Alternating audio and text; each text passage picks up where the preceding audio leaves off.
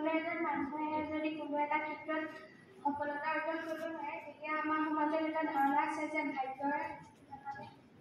সেই ভাগ্যৰ ধাৰণাটো কেনেদৰে আঁতৰাব পাৰে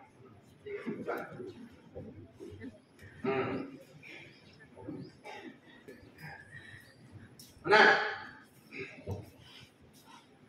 আমাৰ এটা কথা আছে সবে কয় ভাগ্যৰ লিখন মই কি কওঁ জানা ভাগ্য লিখিম ভাগ্য এনেকুৱা এটা বস্তু যিটো লিখিব পাৰি মই লিখি ল'ব পাৰোঁ এই যে মই ক'লো জীৱনৰ লক্ষ্য তুমি লিখি লোৱা বুলি ক'লো নে লিখিলা মানে তুমি ভাগ্যটো লিখিছা ওৱান ক্লাছ আমি যে কওঁ আমি সময়ৰ দাস পৰিস্থিতি দাস বুলি মানুহে কয় আমাৰ ডাঙৰ মানুহক আমি পৰিস্থিতি দাস মই কওঁ কি জানা পৰিস্থিতি আমাৰ দাস মানুহ এনেকুৱা এটা জীৱ সব পৰিস্থিতি নিজৰ দাসলৈ লৈ আহিব পাৰে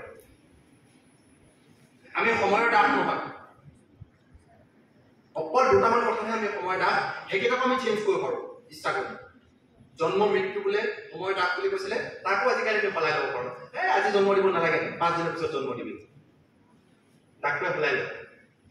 মানুহে সলাই লয় জন্মও সলাই লয় আৰু 10 দিন হটাই দিয়ে বোলে হটাই দিয়ে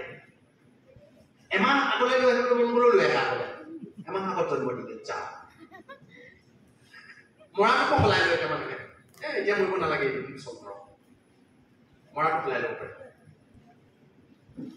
জন্ম মৃত্যু বিবাহ বোলে এইবুলি কৈছিলে বিবাহটোতো সলাব পাৰিয়ে সেইটোতো পাৰিয়ে জন্ম মৃত্যুটোকো পাৰিব জন্ম মৃত্যুটোক যেতিয়া আমি পাৰিলো আৰু দুনিয়াত এনেকুৱা কি কথা আছে যে মোৰ নিয়ন্ত্ৰণত নাই কি কথা আছে এনেকুৱা বাকীবোৰ চব মোৰ নিয়ন্ত্ৰণত একো ভাগ্য চাগ্য নাই ভাগ্য অকল তাৰ জীৱনত থাকে যি দুৰ্বল ভাগ্যৰ কথাটো অকল তাৰ জীৱনত আহে যি দুৰ্বল যি কাম নকৰে যি লিখি লোৱা নাই ইয়ে আৰু ভাগ্যই মোক চাকৰিটো দিব আৰু কি কয় আৰু ভাগ্যই কৰিব আৰু ইয়ে সকলো থাকে তুমি যদি সাহিত্যিক হ'ম বুলি ভাবিছা ভাগ্যই তোমাক সাহিত্যিক ল'ব নাই তুমি আজিৰ পৰা কবিতা লিখা আজিৰ পৰা গল্প লিখা আজিৰ পৰা উপন্যাস লিখা আজিয়ে দুটা লাইন লিখাই আজিয়ে গল্পটা পঢ়াই এবছৰৰ ভিতৰত এখন কবিতা পুথি লিখিম বুলি তুমি টাৰ্গেট লৈ লোৱা আৰু লিখা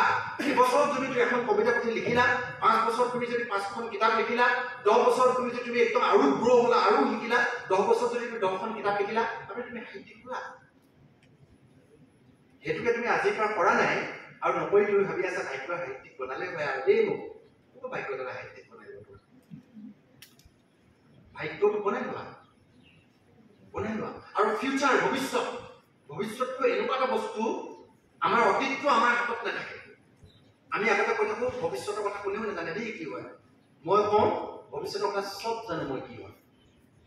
ভৱিষ্যতটো এনেকুৱা এটা বস্তু এনেকৈ ধৰি আনি পকেটত ভৰাই থৈ দিম মই ভাবিছোঁ যে মই 10 বছৰ পিছত এই কামটো কৰিম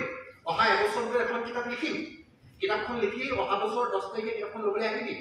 সেই বুলি কিতাপখন যে 10 তাৰিখে পাবি তই এই কথাটো মই আজিয়ে কৈ দিব পাৰোঁ আজিয়ে কৈ দিম মোৰ ভৱিষ্যত প্লেনবিলাক মই চব মানুহক কৈ দিওঁ কাৰণ মই জানো মই কৰিব পাৰিম সেইটো আনি মই জেপত ভৰাই থৈ দিছোঁ আজি 5 বছৰ পিছত তই আহিবি এইটো কৰি দিম শুনিছা কথা ওৱান ক্লেপ মই প্ৰথমতে ইয়াত চাকৰি পাইছিলোঁ হেৰিয়ত শ্বহীদ বিউটিফুল কলেজত ইয়াত কলেজত চাকৰি পাইছিলোঁ তাৰপিছত ইউনিভাৰ্চিটিত কণ্টেক্সুৱেল পোষ্ট এটা ওলালে কণ্টেক্সুৱেল মানে এনেই আৰু কম পইচাত থাকি থাকিব লাগে কিন্তু তাত পোষ্ট নাই বেলেগ মই ৰেগুলাৰ চাকৰিটো এৰি তালৈ গুচি গ'লোঁ কলেজৰ চাকৰি এৰি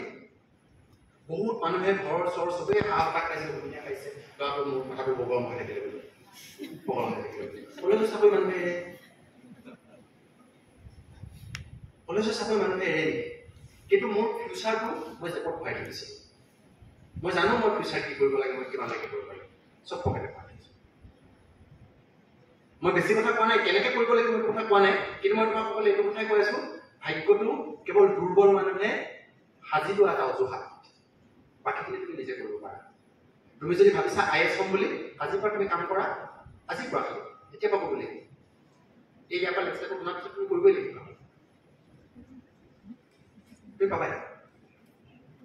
টাৰ্গেটটো লৈ লোৱা একদম আকাশে বতাহে চবতে লিখি লোৱা গোবিন্দক তাৰ পৰা আঁতৰাই লোৱা মোবাইলটোক তাৰ পৰা আঁতৰাই লোৱা লৈ তাক লিখি লোৱা লিখি লৈ আজিৰ পৰা টাৰ্গেট লোৱা যেনেকৈ কোনো সাহিত্যিক হ'বৰ কাৰণে আজিয়ে কবিতা লিখাই IAS হ'বৰ কাৰণে ডাক্তৰ হ'বৰ কাৰণে আজিয়ে কামটো কৰা আজিৰ পৰা নকৰিলে নোৱাৰা এটা খোজ আজি দিলা মানে তুমি এটা খোজ আগবাঢ়িলা আৰু সেইটো নকৰাকে তুমি বিচনাত পৰি যদি হাই ভাগ্য কৰি থাকা তুমি এনেও নোপোৱা আৰু তুমি যদি কামটো কৰা ভাগ্য চাগ্য বাদ দিয়া তুমি নিজে তোমাৰ ভৱিষ্যতটো বনাই ল'ব পাৰিবা হ'ব